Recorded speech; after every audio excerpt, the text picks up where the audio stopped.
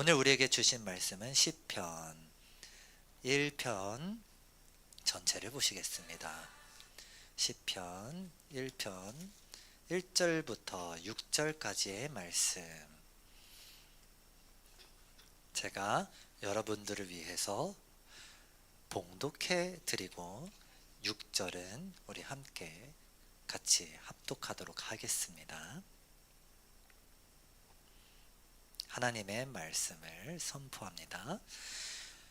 복 있는 사람은 악인들의 꾀를 따르지 아니하며 죄인들의 길에 서지 아니하며 오만한 자들의 자리에 앉지 아니하고 오직 여호와의 율법을 즐거워하여 그의 율법을 주야로 묵상하는도다.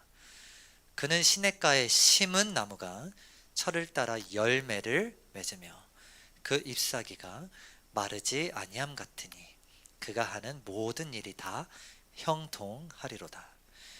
악인들은 그렇지 아니하며 오직 바람에 나는 겨와 같도다. 그러므로 악인들은 심판을 견디지 못하며 죄인들이 의인들의 모임에 들지 못하리로다. 무릇 의인들의 길을, 우리 함께 읽겠습니다. 무릇 의인들의 길은 여호와께서 인정하시나 악인들의 길은 망하리로다. 아멘. 자, 기도하겠습니다. 주님의 말씀 앞에 섭니다. 살아있고 활력이 있는 말씀, 이 말씀의 능력이 우리의 관절과 골수를 쪼개서 말씀이 우리 마음에 새겨지고 우리 삶이 변화될 수 있도록 성령 하나님 주관하여 주시옵소서. 예수님의 이름으로 기도드립니다. 아멘. 주보를 보시고요, 오늘 말씀의 제목 읽어보겠습니다. 제가 적어놓기도 했네요. 준비 시작. 네, 배부른 돼지보다 배고픈 그리스도인이라는 제목으로 말씀 선포하겠습니다. 전자와 후자 중에서 어떤 단어가 더 와닿으세요? 배부른 돼지? 혹시 아직 점심 못 드신 분? 네, 전 점심을 못 먹긴 했는데, 아직 막 그렇게 배고픈 건 아니지만, 제가 이 워딩을 어디에서 가져왔냐면, 그 존 스튜어트 밀이라는 철학자가 있었어요. 이 사람이 철학자이자 정치가인데 19세기 영국의 정치가예요. 이 사람이 배부른 돼지보다 배고픈 소크라테스가 더 낫다라는 말을 했어요. 그렇죠? 이 배부른 돼지보다 배고픈 소크라테스라는 말이 소크라테스가 더 낫다라는 이 말을 건국대학교 철학과 교수님이 최근인지 모르겠어요. 어쨌든 학생을 가르치시다가 학생들, 이제 철학과 학생들한테 물어봤대요. 그래도 철학과 학생들은 기대하기를 이제 먹는 것보다는, 세상의 희락보다는 뭔가 지혜를 쫓고 뭐 이제 그런 것들을 기대를 할 수밖에 없잖아요. 철학과 학생들이니까. 그걸 기대하시고 이 철학과 교수님이 물어보셨대요. 야, 너네는 배부른 돼지 배고픈 소크라테스 뭘 선택할래 했는데 어떤 결과가 나왔을까요? 옛날에는 안 그랬대요. 지영자매가 정답을 말한 것 같은데, 그런데 절반이, 거의 절반 똑참이 배부른 돼지를 선택하더라. 이게 충격적인 거예요. 사실은 대부분이 배고픈 소크라테스를 선택을 해야 돼요, 철학과 학생들이라면. 그런데 그렇게 안 하고 나는 배부른 돼지가 되고 싶습니다. 이게 더 행복합니다.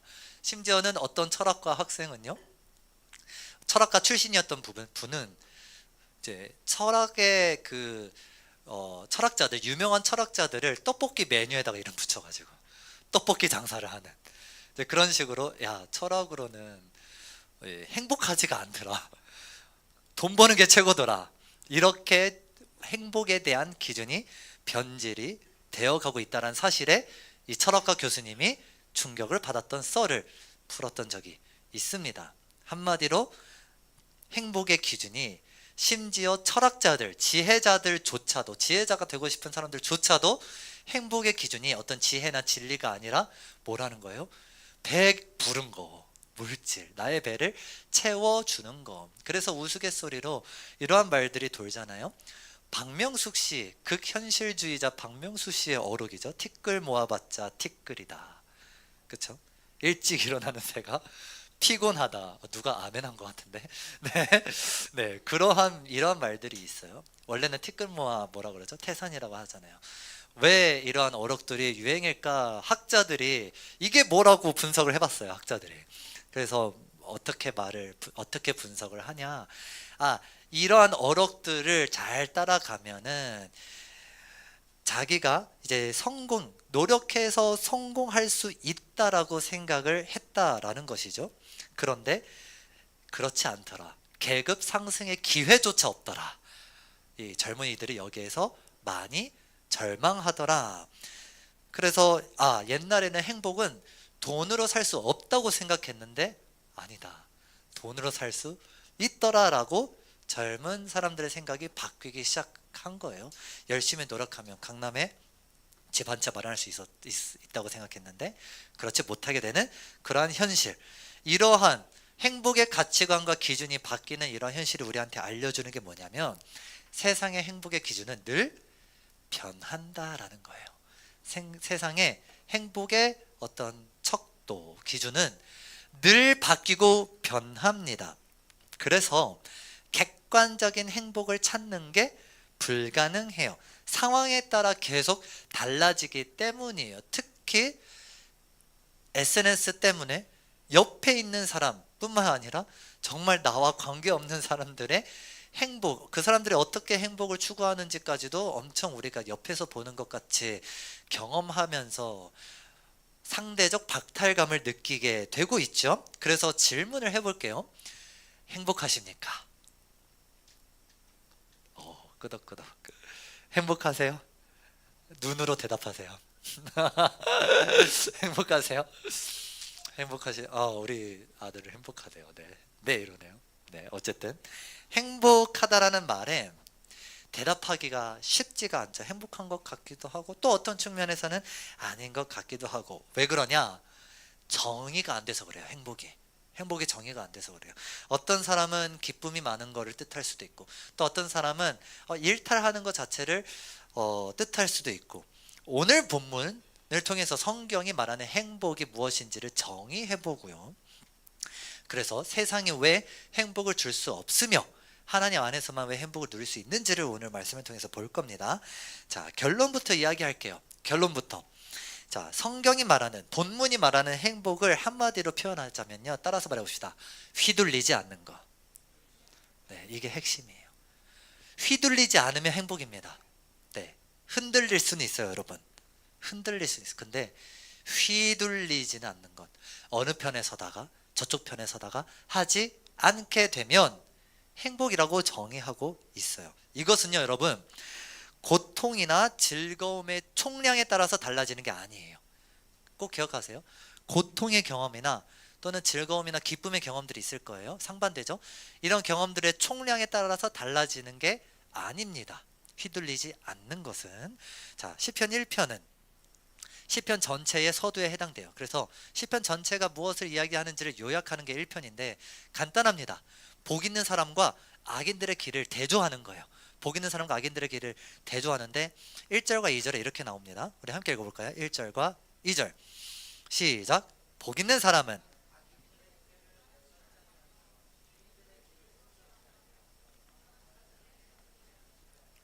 오직 즐거워 그의 율법을 주야로 묵상.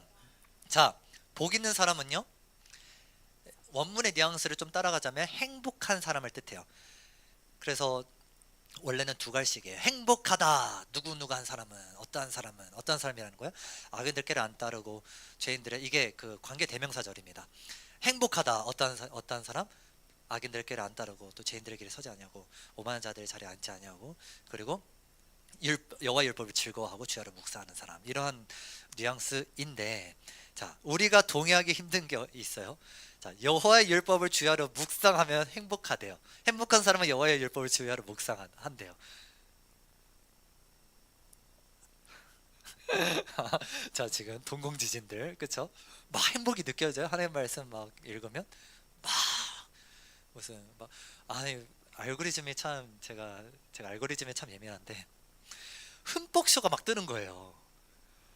흠뻑쇼가 막 싸이어 흠뻑쇼가 막 뜨는 거예요. 막 사람들이 막 엄청 막 장난 아닌 거예요. 막 되게 그 장면을 보면 행복해 보였어요. 자, 그렇게 행복이라고 정의를 해보고요. 자, 말씀 읽으면 막 그래요. 와, 막 즐거워, 행복해, 기쁨이 차고 넘쳐, 막 그래요. 안 그러죠. 안 그러죠. 솔직히. 그런데 하나님의 말씀은요, 제가 이렇게 고백해요. 그러니까 따를 수밖에 없어요.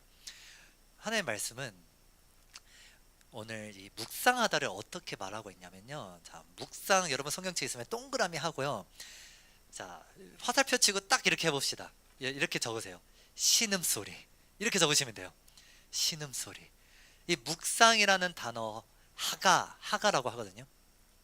히브리어로 하가라는 단어는요, 묵상하다, 읊조리다라는 뜻도 되지만 동시에 어떠한 뜻도 쓰이냐면 고통 속에 신음하고요, 슬피 우는 소리를 담아내고 있어요. 이 묵상하다라는 단어에 울음소리라는 게 정의로 들어가 있어요. 사전적 정의로. 이미지적으로는 어떤 이미지냐, 이 사자가 배가 고파서 으르렁거리는 소리예요. 이게 묵상하다라는 말에 들어가 있는 사전적 정의예요. 히브리어로. 물론 이 다양한 정의들이 맥락에 따라서 선택되어지고 쓰여집니다. 그래서 뭐 오늘 이 말씀을 읽고 사자가 으르렁거립니다 이렇게 읽을 필요는 없어요. 단지 이렇게 생각하시면 돼요. 어둠이라는 이 한국어 단어를 들었을 때 사전적 정의는 빛이 없는 상태를 뜻해요. 그렇죠? 예를 들어보는 겁니다. 어둠은 빛이 없는 상태가 사전적 정의예요. 자, 그런데 예를 들어서 제가 건균 형제 표정을 보고 형제 표정이 어둡네요 이러면 형제 표정에 빛이 없다라는 거예요? 빛이 없으면 안 보여야겠죠, 건균 형제의 표정이. 근데 좀 표정이 어두워 보이긴 해요 지금. 자, 농담이고 어쨌든 그렇지만 관용어로 쓰이는 거죠. 어떠한 거죠? 이제 피곤해 보인다라든지 또는 뭐 지쳐 보인다라든지 또는 기분이 안 좋아 보인다라든지 뭐 여러 가지 의미로 쓰일 수 있는 거예요. 그 이미지를 생각하면 돼요. 그러니까 어둠이라는 사전적 정의가 주는 이미지가 있는데 그 이미지가 또 표정이나 다른 관용적인 어떠한 상황에서 쓰일 때, 관용적으로 쓰여질 때는 대부분 어둠이라는 단어가 부정적으로 표현되는 것처럼 하가라는 단어도 그러한 의미예요. 그러니까 이미지 자체만 보면 어떤 이미지예요? 막 기쁨이 넘치는 그런 상태가 아니라 되게 어떻게 보면 부정적인 분위기라는 것이죠. 이게 바로 묵상이라는 거예요. 그런데 이 상태가 어떠한 상태냐? 행복이래요. 행복이래요. 신음하는 상태가 뭐라고요? 행복이래요. 역설적이죠. 아이러니하죠. 성경에서 말하는 행복은요, 기쁨이나 즐거움이 충만한 상태만을 의미하지 않습니다. 꼭 기억하세요. 물론 우리는요, 여러분, 예수님 믿으면 기쁨과 즐거움의 상태로 가야 돼요. 성화라고 하죠. 기쁨과 즐거움의 상태로 가야 합니다. 그런데 그 과정이 어떻다라는 거냐면 마냥 그렇지만은 않다라는 거예요. 마냥 그렇지만은 않고 부분적으로 기쁨과 즐거움이 있을 수는 있으나, 수련회를 통해서라든지 부분적으로는 그런 경험이 있을 수 있으나 이게 죽을 때까지 계속 이어진다? 아니다. 오히려 삶을 살아가면 살아갈수록 그 신음의 형태가 더 깊어지는 거예요. 여러분, 이 울음소리, 으르렁거려야 되는 그런 상황이 더욱더 커져갈 수가 있다. 왜? 역설적으로 그게 행복을 뜻하니까요. 그래서 여러분, 말씀을 묵상한다라는 거, 조용히 계속 말씀을 읊조리고 속삭이고 말씀을 암송하는 행위는요, 종교적 의식이 아니에요. 이 말씀을 읽고 그러면은 뭔가 막 성령이 가득 차 있는 뭐 뿜뿜거리는 것 같고 그런 뜻이 아니라 딱 이런 의미예요. 고통 속에서 신음하는 겁니다. 고통 속에서 의지할 것이 없어서 신음소리에 가까운 것. 그래서 의지할 것이 없어서 뭐밖에 의지할 것이 없다? 말씀 말고는 의지할 것이 없어서 그래서 묵상하는 거야. 이러한 의미예요. 이게 바로 행복한 상태예요. 여러분, 이 당시에 이 시편 1편이 기록된 시대적 배경을 이해하면 좀 더 와닿을 겁니다.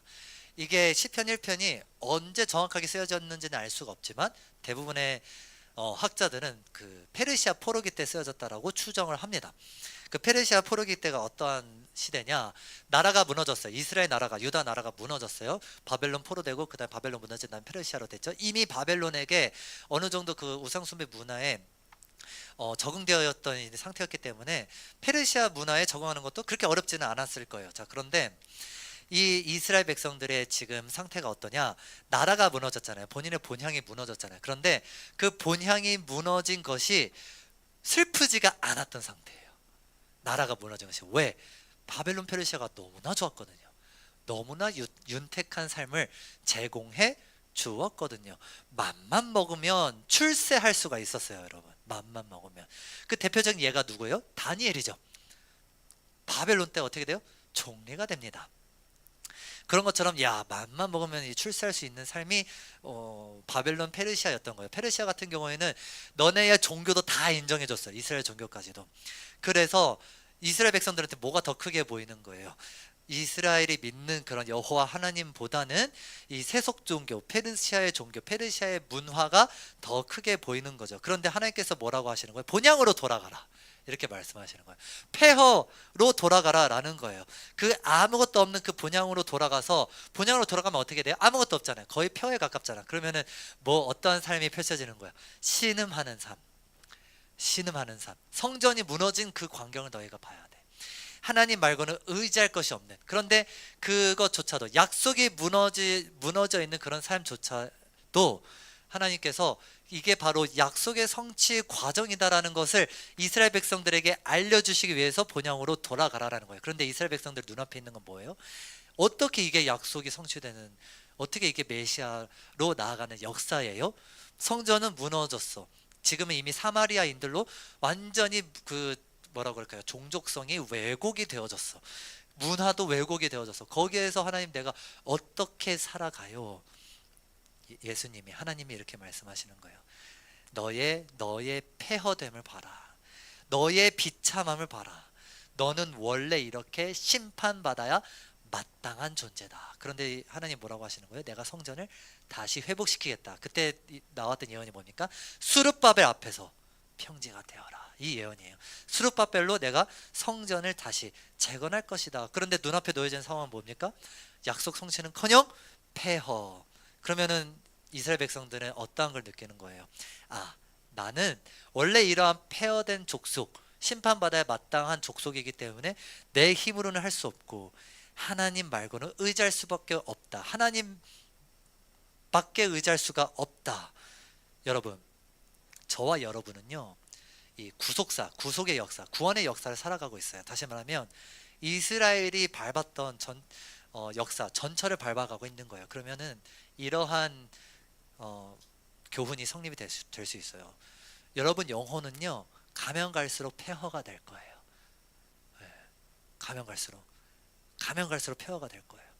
여러분 자신의 죄인됨에 더욱더 직면하게 될 거예요. 여러분이 얼마나 나의 나의 의지로는 하나님께 가까이 갈 수 없고 소망이 없는 존재라는 것을 여러분들이 나이가 들면 들수록, 또 신앙이 성숙해질수록 그 비참함을 경험하게 될 거예요. 어떠한 방식인지는 모르겠어요. 그게 영적인 방식이 될 수도 있고 여러분들의 삶의 현장에서의 방식이 될 수도 있고, 그런데 이게 뭐라고요? 성장하는 과정이에요. 이게 뭐라고요? 예수께로 가까이 가는 과정이에요. 예수 그리스도만이 이 피폐한 영혼을 채워줄 수 있다라는 것을 완전히 여러분들의 삶과 현실로 체험할 수 있기 때문에 여러분들의 깊은 고통의 신음 속으로 하나님께서 몰아가시는 겁니다. 그러면 질문이 생기죠. 왜 하나님은 굳이 왜 신음의 방식으로 그냥 페르시아처럼 한 번에 뭐라 그럴까요? 똥똥거리면 살 수 있게 하면 되지. 하나님이 얼마나 전능하신 분이신데 왜 내버려 두시는 걸까요? 이쯤에서 여러분, 세상이 정의하는 행복과 비교할 필요가 있습니다. 이쯤에서 자, 페르시아의 행복이 세상의 행복과 굉장히 비슷해요. 일반적으로 많은 학자들이 동의하는 이 행복에 대한 정의는 뭐냐면요, 즐거움의 합이에요. 즐거움의 합. 이게 이 즐거움의 경험이 간헐적으로 올 수도 있어요. 그런데 그런 거 상관없고 얼마나 누적되었는지가 중요한 거예요. 이게 행복이라는 게, 기쁨, 즐거움의 경험이 얼마나 누적되었는지. 그래서 인간은 본능적으로 이러한 즐거움의 총량을 목적을 두고 살아갑니다. 그리고 이게 여러분 아리스토텔레스라는 학자 들어봤어요? 여러분들이 정말 배우고 또 여러분들이 미디어에서 접하는 모든 어떠한 지식적인 부분들은 다 이 학자 위에 세워져 있거든요. 근데 이 학자가 처음에 이 행복론을 만들었어요. 뭐라고 만들었냐? 인간은 행복을 위해서 산다. 그러니까 인간의 삶의 목적은 뭐다? 행복이다. 행복이다라는 거예요.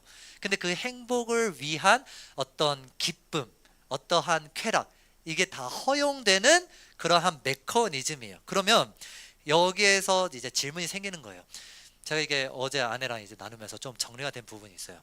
자, 아리스토텔레스는 이 행복이 왜 그냥 행복을 인간이 추구하면서 살아가도 돼라고 생각을 했냐면 인간을 믿었기 때문이에요. 인간의 이성을, 특별히 도덕성을 믿었기 때문이에요. 그러니까 인간이 행복이 뭐냐면 기쁨이잖아요. 즐거움의 합이잖아요. 그러니까 즐거운 걸 쫓으며 살아가도 인간이 그렇게 타락하거나 인간이 그렇게 피폐해질 거라고 생각을 아리스토텔레스는 거기까지는 아직 못 미친 거예요. 워낙 오래전이잖아요. 예수님 오시기 전까지. 오시기 전이니까요. 그런데 어떻게 됩니까? 야, 즐거운 거면 뭐든지 다 해도 된다는 걸로 변질이 되었어요. 바뀌었어요. 그렇게 바뀌어서 이렇게 지금 우리가 살아가고 있는 인생이 이제 그런 거예요. 그런데 여기에 대해서 반성의 목소리가 나온 거예요. 어떠한 반성의 목소리?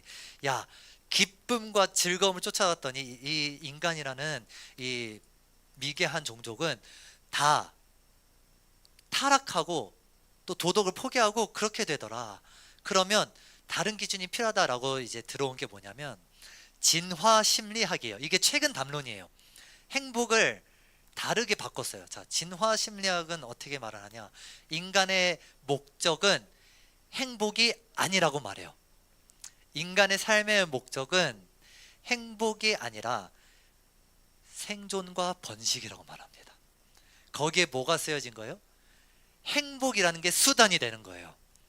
인간은 기쁘고 행복해야 생존과 번식을 할 수 있다라는 논리가 성립이 되는 거예요. 자, 그러면 두 가지 살펴봤죠. 행복이 목적이다. 첫 번째. 또는 아니다. 생존과 번식의 목적이다. 행복은 수단일 뿐이다. 자, 이 두 가지 놓고 여러분 한번 잘 생각해 보세요. 여기에 행복에 대한 객관적 기준을 세울 수가 있을까요? 없답니다. 제 아들이 없대요. 죄송합니다. 네. 전자도 그래요. 내가 기쁘고 행복하면은 뭐든지 허용이 될 수 있는 구조예요. 막을 수 있는 명분이 없어요. 명분이 없어요. 또 두 번째도 마찬가지예요.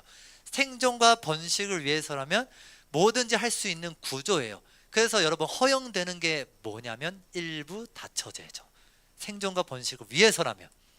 도덕성, 여기에 도덕적으로 아니야 일부 일처제가 더 도덕적이니까 일부 일처제를 해야 돼 라는 게 우리 도덕성에는 맞지만 생존과 번식이 목적이 되는 인간에게는 이게 명분이 사라진다는 거. 왜?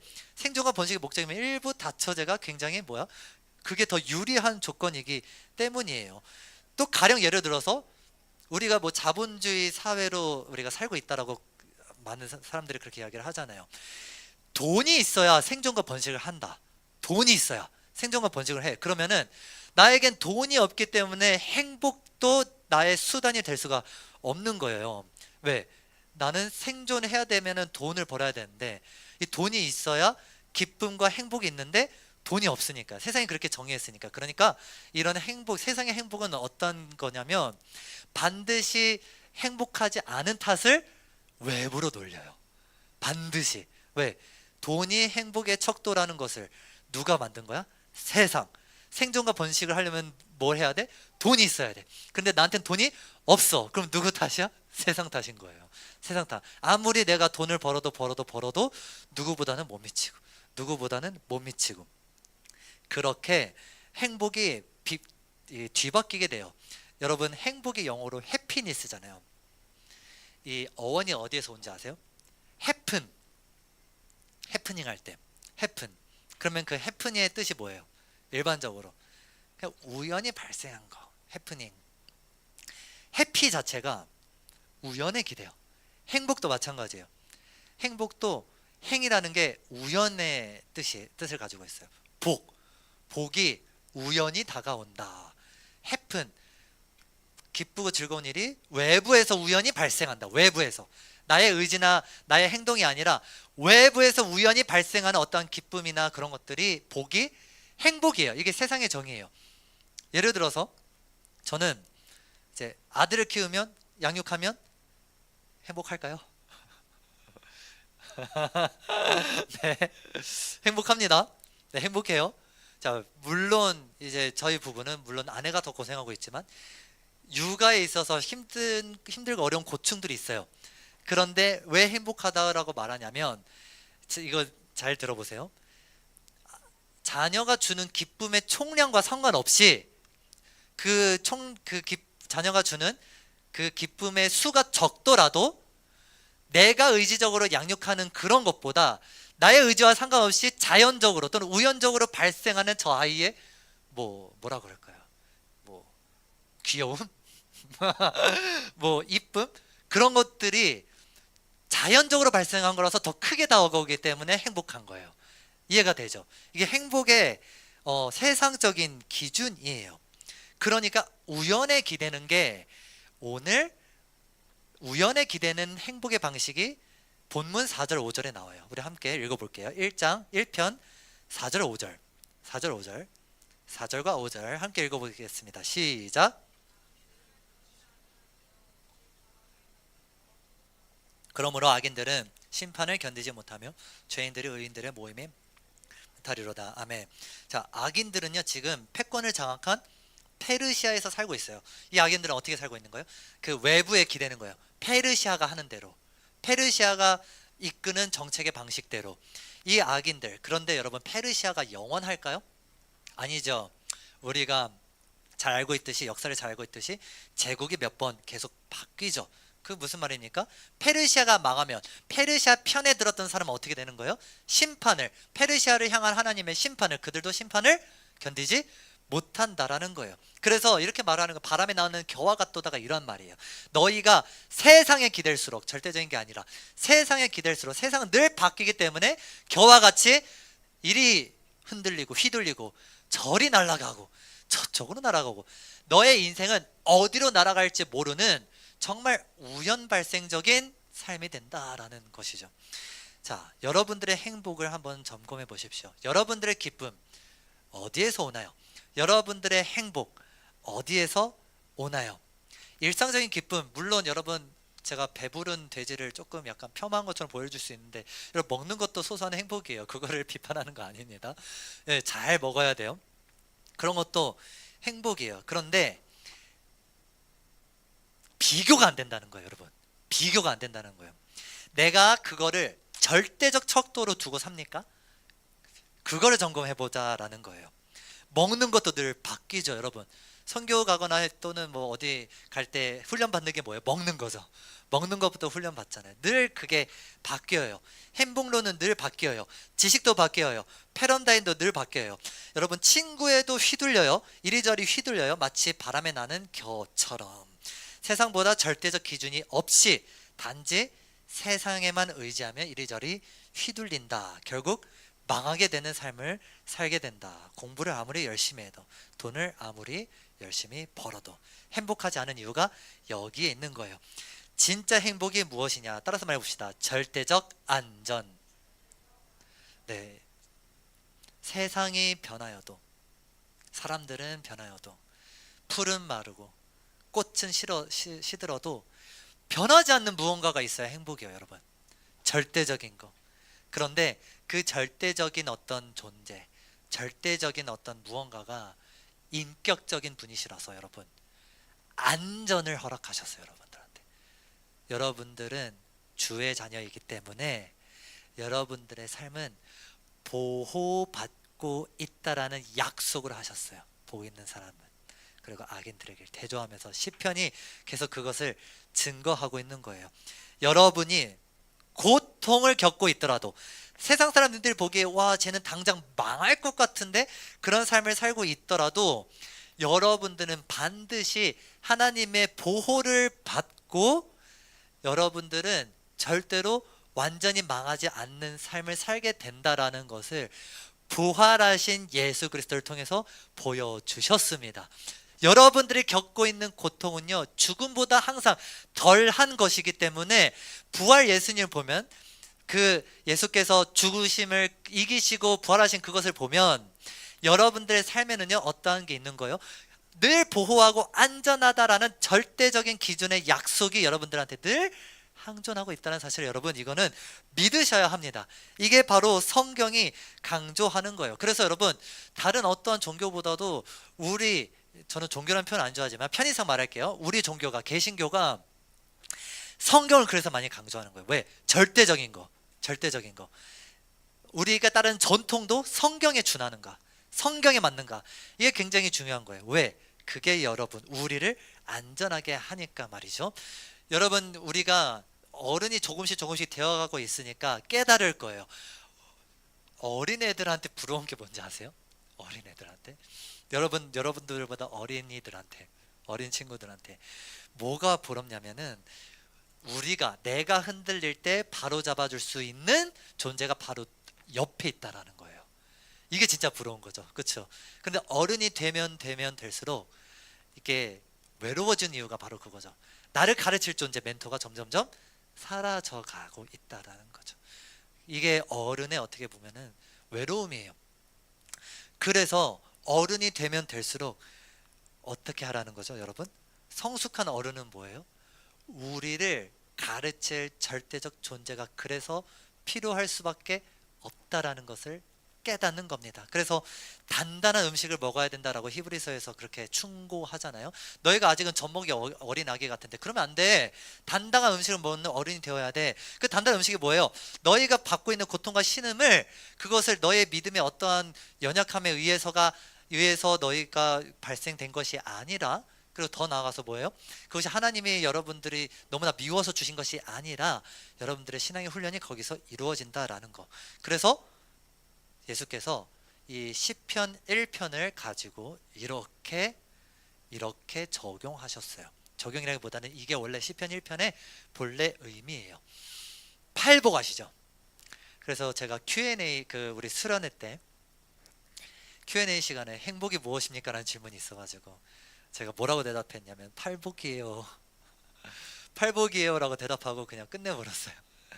다른 목사님들이 더 구체적으로 대답해 주셨는데, 여러분 화면에 나옵니까? 팔복이? 네.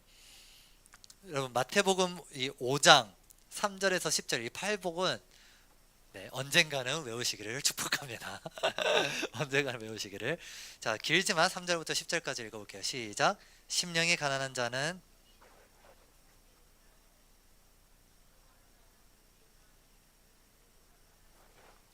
온유한 자는 복이 있나니 그들이 땅을 그 여보로 받을 것이며, 의에 줄이고 목마른 자는 복이 있나니 그들이 배부를 것이며, 긍휼히 여기는 자는 복이 있나니 그들이 긍휼히 여김을 받을 것이며, 마음이 청결한 자는 복이 있나니 그들이 하나님을 볼 것이며, 화평하게 하는 자는 복이 있나니 그들이 하나님의 아들이라 일컬음을 받을 것이며, 의를 위하여 박해를 받는 자는 복이 있나니 천국이 그들의 것임이라. 아멘. 네 가지는 긍정적인 건데 네 가지는 부정적인 거예요. 심령이 가난하고 애통하고 의에 줄이고 의를 위하여 박해받는 거. 어떻게 이게 행복이냐? 심령이 가난할수록 세상이 나를 영원히 행복하게 해주지 못하다라는 것을 깨닫기 때문입니다. 제가 최근에 아내랑 이런 대화를 나눴어요. 어떠한 대화를 나눴냐면, 지금이 좀 더 행복하대요. 우리 둘이 동의했어요. 네, 지금이 좀 더 행복해요. 언제냐면 아이가 이제 막 태어났을 때, 또 돌을 안 지났을 때, 그때보다 여기 왔을 때가 더 행복하다라는 이야기를 나눴어요. 근데 삶의 조건은 지금이 좀 더 불리해졌어요. 네, 그런데 지금이 좀 더 행복해요. 그렇다고 고생을, 물론 제가 생색내는 거 아니에요. 오해하지 마세요. 네. 이러면 또 오해하실까봐. 네. 어쨌든 뭐 그렇다고 막 고생을 안 하고 있냐 뭐 그런 건 아니고, 특히 아내가 너무 많이 희생하고 있고, 뭐 여러분들 아시는 것처럼 또 병원에도 다니고 있고 지금 그러고 있죠. 지금 그런 상황인데, 지금이 더 상황적으로 환경적으로나 더 불리해졌지만 이제 행복해졌다. 왜 그럴까? 왜 그럴까 했는데 하나님이 주신 은혜가 그만큼 크고 더 나아가서 상황이나 환경적으로도 채워주시는 거예요. 그거를 경험시켜 주는 거예요. 이거는 성공주의가 아니에요. 이거는 뭐 물질주의, 물질만능주의. 제가 물질만능주의라는 별명이 있는데 아내의 선물 때문에 제가 돌이키고 결혼을 결심했거든요. 어쨌든 그래서 그런 게 아니라 하나님께서 하나님 말고는 내가 살아갈 수 있는 인생이 아니구나라는 것을 계속 어떠한 측면에서 여러분들의 삶 가운데 계속 메시지를 주고 계십니다. 그래서 이런 어떤 목사님이 이런 말씀하셨어요. 그리스도인은 노후를 준비하는 게 아니라 사후를 준비한다. 네, 노후 대비 솔직히 못하고 있어요. 저도 못하고 있지만 두렵지 않을 수 있는 마음, 네, 여러분 주식을 안 해도 두렵지 않을 수 있는 마음, 여러분들이 노후 대비를 잘 하고 있지 못해도 물론 하지 말라는 건 아니에요. 그러나 그것조차도 두렵지 않을 수 있는 마음을 여러분들께 반드시 주실 것입니다. 여러분, 그래서 방향은 길을 알려주지 않는다라는 박연선 목사님의 이 말씀을 여러분 기억했으면 좋겠어요. 방향은 길을 알려주지 않아요. 방향만 정해져 있으면 돼요. 이 말의 뜻은 여러분 어디로 가야 되는지, 내가 어디로 가야 되는지만 알면, 어떤 표대로 가야 되는지만 알면, 그게 예수 그리스도 말씀, 거기로 가야 되는지만 알면, 내 하나님의 약속이 나를 안전하게 지켜주고 있다라는 그 약속만 내가 붙들고 있기만 한다라면 여러분들의 삶이 어떠한 고통과 고난 가운데 신음할지라도 그것이 여러분들의 삶을 규정할 수 없고, 나를 지켜주고 있는 것은 하나님의 말씀이구나라는 것을 여러분들 고통 중에서 신음할 때에 여러분들 마음 가운데 그것이 회복될 줄 믿습니다. 여러분, 이러한 마음으로 살아가는 귀한 우리 청년부 하임 청년부 되시기를 주님의 이름으로 축원합니다. 아멘.